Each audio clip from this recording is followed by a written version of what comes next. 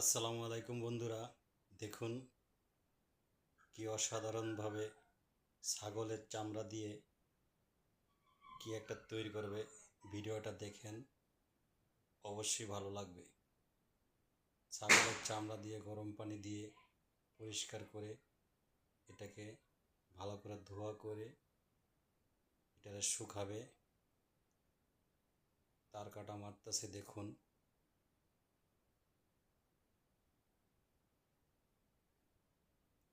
ফুল ভিডিওটা দেখবেন, আশা করি ভালো লাগবে। একটা জিনিস শিখতে পারবেন, দেখতে পারবেন, বুঝতে পারবেন। অসাধারণ একটা কাজ।